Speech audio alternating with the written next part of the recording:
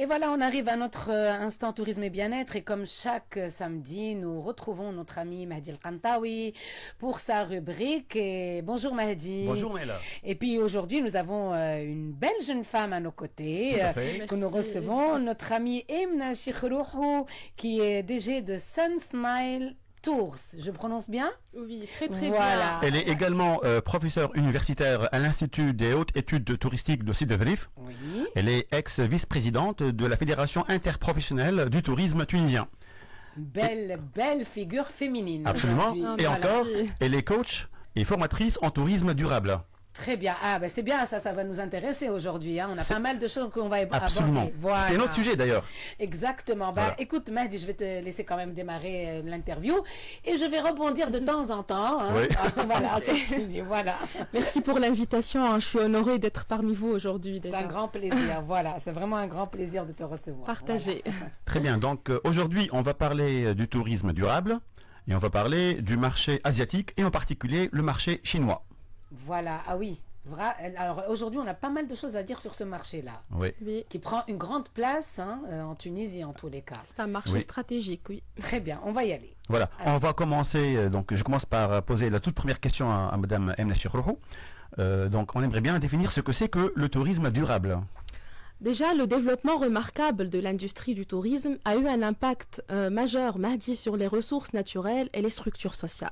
D'accord. Donc la pollution, la dégradation de la qualité de vie locale, la dégradation du patrimoine culturel, déforestation, disparition de la biodiversité et donc même le réchauffement climatique, c'est ce qui a poussé à prendre conscience de l'importance d'un développement durable. Et c'est comme ça que naît le développement durable qui va permettre de réduire l'impact du tourisme de masse. D'accord. Ce tourisme s'appuie sur 3 principes qui sont les principes du développement durable. Donc, le premier principe environnemental. Donc, on va faire des actions de recyclage de déchets, la consommation des énergies renouvelables, etc.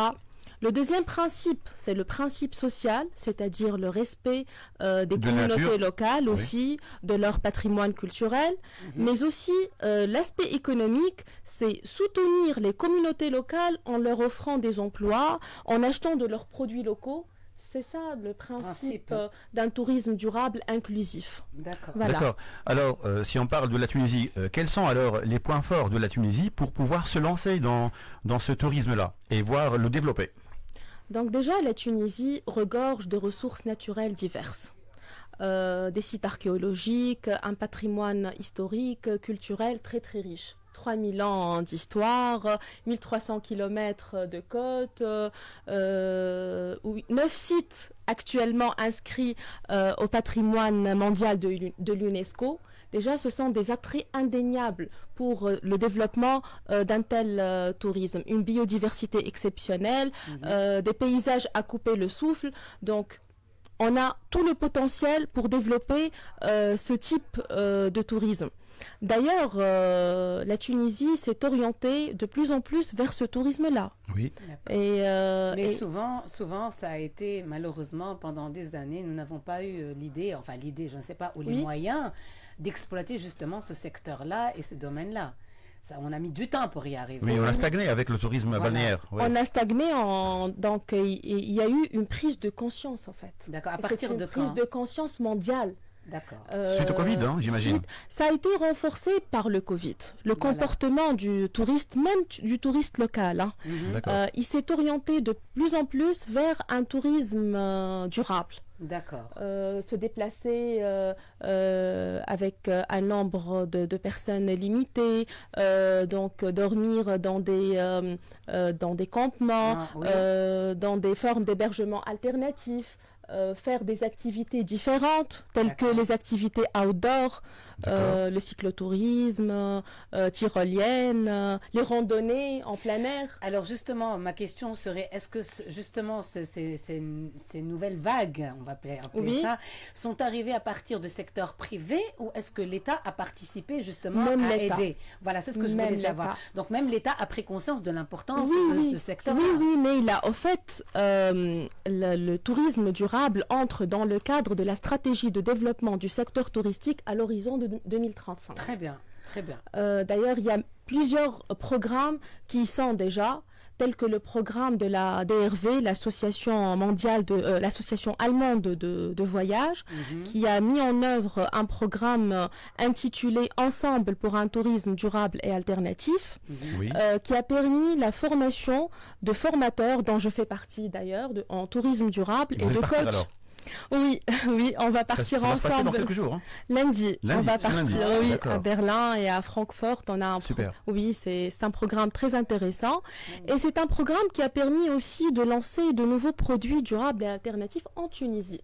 Tels que le tourisme gastronomique aussi. Hein. Oui, c'est vrai que ça commence à prendre de l'ampleur. Oui. Hein. On ne s'en rend pas compte, mais c'est vrai que ça s'est beaucoup développé ces dernières années. Énormément, oui.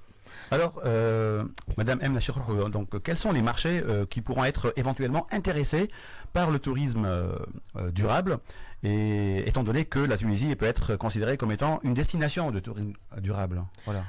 Déjà, Mahdi, pour les Français, ce sont nos clients classiques.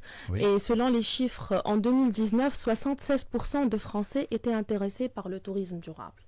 Déjà, avec la proximité géographique, ça va leur permettre d'arriver en Tunisie et de profiter amplement de nos activités de tourisme durable. D'accord. Mais aussi, il y a un marché qui est en montée spectaculaire depuis quelques années. C'est le marché asiatique, principalement le marché chinois. D'accord, voilà.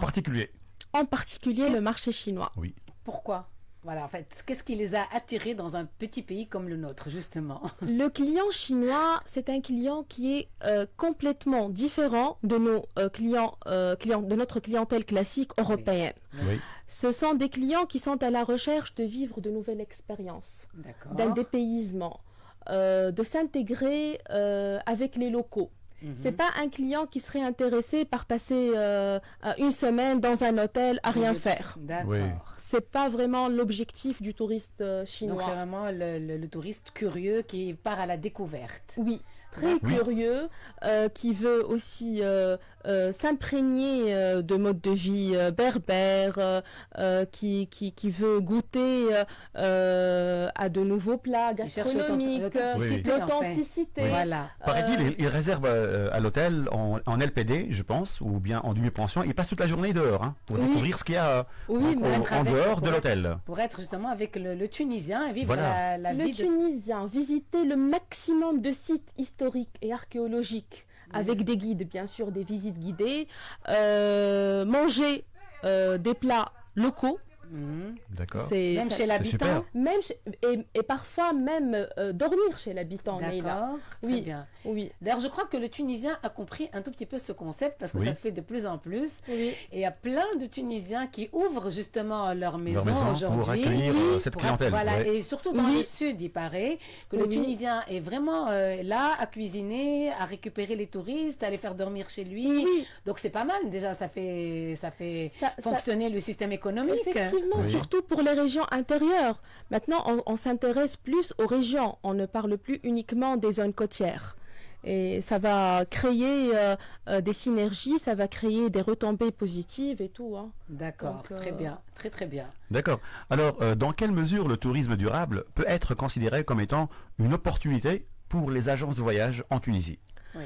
Déjà, pour les agences de voyage, c'est une opportunité parce que ça va leur permettre de diversifier leurs programmes, leurs activités, leurs produits, de se différencier aussi par rapport à la concurrence, c'est très important, et de travailler tout au long de l'année avec une clientèle internationale, mais aussi avec les locaux, les Tunisiens. Comme on a dit, les Tunisiens, ils s'orientent aussi vers le tourisme durable. Ils sont intéressés par leur propre pays. Ils sont curieux. Ils veulent découvrir les régions, découvrir les traditions. Il y a beaucoup de campings en Tunisie qui se développent. Il y a beaucoup de plus en plus. Et les jeunes d'aujourd'hui, la nouvelle génération, si j'ai, enfin, je sais pas, peut-être que j'ai pas raison. Mais tu as raison, Ned. En tout cas, il y a plein de jeunes aujourd'hui qui sont vraiment captivés par le camping, qui sont à la recherche de la nature, qui partent... Oui, de sensations de fortes sensations aussi. fortes, voilà. Oui. Alors, j'ai été surprise justement l'année dernière de rencontrer des jeunes qui partaient à Indraham et Tbarqa, et justement, il paraît qu'il y a des centres de camping là-bas Oui. qui sont Oui. organisés Oui. pour les jeunes. Oui. Voilà, donc ça se développe dans ce sens-là.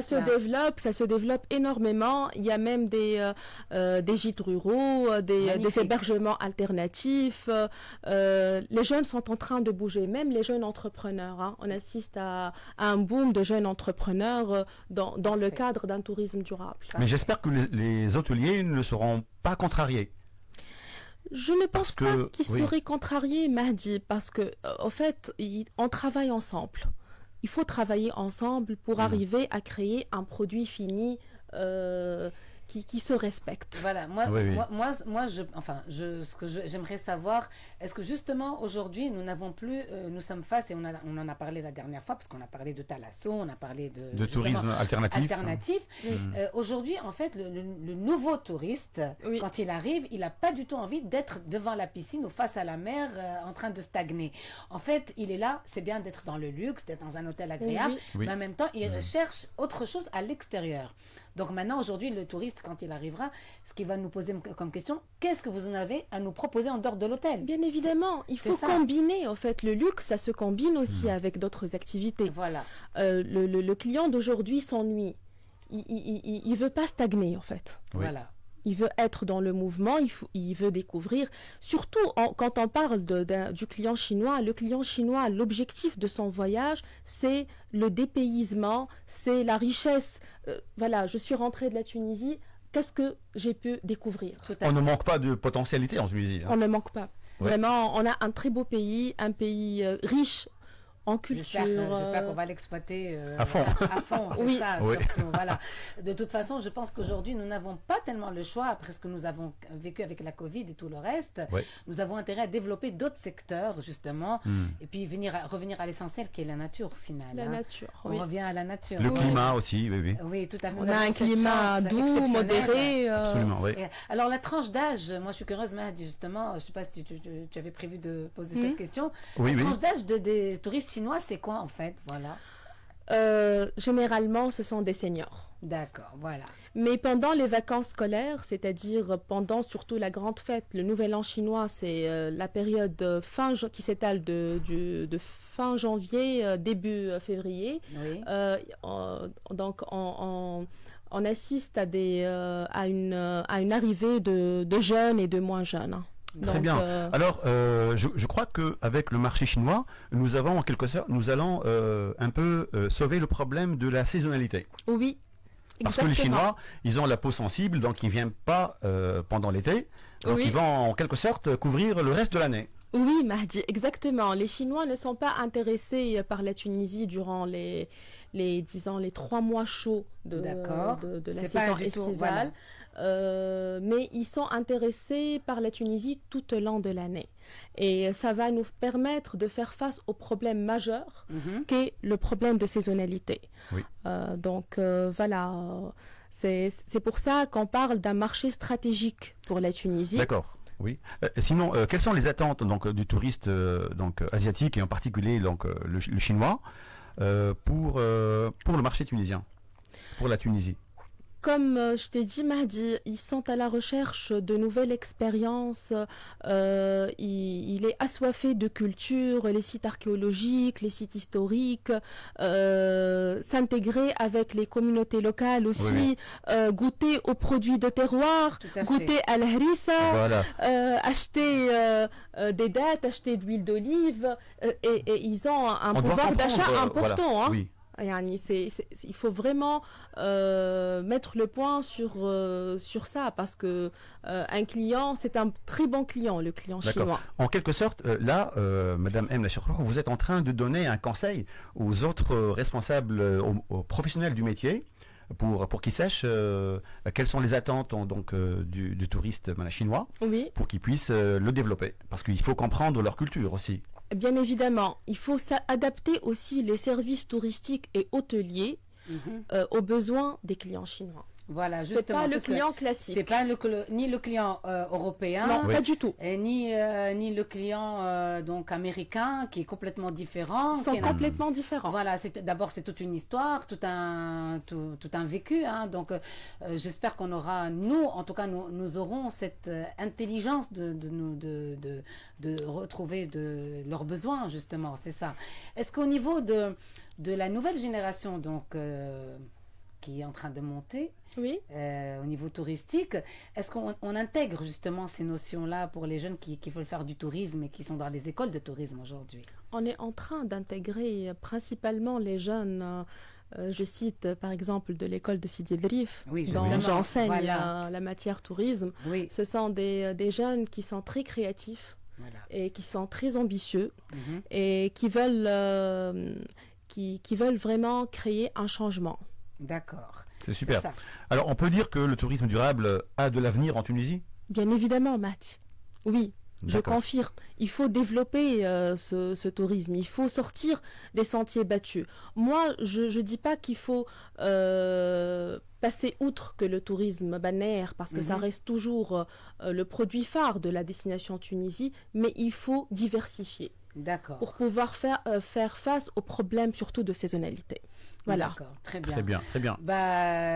Nous, on arrive à la fin de notre... Déjà, le temps passe si vite, hein? Très vite. Voilà. C'est incroyable, hein. Qu'est-ce que vous aimeriez dire pour le mot de la fin? Peut-être un conseil, peut-être un constat, je ne sais pas. Qu'est-ce que vous aimeriez dire justement par rapport à ce tourisme-là? C'est un tourisme d'avenir. Mhm. Il faut vraiment bouger pour notre pays, parce qu'on a un très beau pays, un pays magnifique. On ne manque pas de ressources. Mhm. On peut vraiment devenir l'une des premières destinations Tout à de fait. tourisme durable. Tout à fait. Oui. tout Très à bien, fait, tout à très bien fait. dit. Et je tiens à remercier Madame M là d'être parmi nous. Et je rappelle aussi que notre émission d'aujourd'hui elle est sponsorisée par l'agence de voyage Sand Smile Tours. D'accord, très bien. Bah écoutez, nous, c'était un plaisir de vous accueillir. Plaisir partagé. Voilà, et puis aujourd'hui, je n'ai eu que de très belles femmes dans mon studio. Je Oh, suis très heureuse. merci Neila. Franchement, oui, Super. franchement, en tout cas des femmes lumineuses et très positives, et c'est ce qui fait Absolument. plaisir, justement, on essaie en tous les cas, nous, de rester positifs, et nous y croyons en notre tourisme, de toutes les manières, je Inch'Allah. pense Et que Et c'est une notre belle grande chose. Tunisie. Oui. Tout à fait, nous avons tout ce qu'il faut pour développer ce pays, même par faute de moyens parfois, mais nous pouvons y arriver quand même, hein. Oui. Il faut y croire. Je pense que et les nouvelles générations, de toute façon, ce seront un petit signal d'espoir pour nous tous. Voilà. Tout Bah, à fait. merci encore pour votre Merci présence. pour vous, Mehdi, votre merci invitation. encore. Merci. Merci, Merci, Mahdi. Emma, Merci d'être Neila. là. Voilà. Nous arrivons à la fin de notre émission et j'aimerais remercier Wafé Bouzeida qui était là pour la communication aujourd'hui avec le Maroc, notre ami Raif Ousleti qui nous a quittés. Nous accueillons notre ami Faisal tout de suite à la technique et à la console et Rim Trabelsi qui est là depuis ce matin pour nous supporter. Voilà. Alors, je vous souhaite une excellente après-midi, un excellent week-end et on se retrouve la semaine prochaine. Oh my God, what's happening?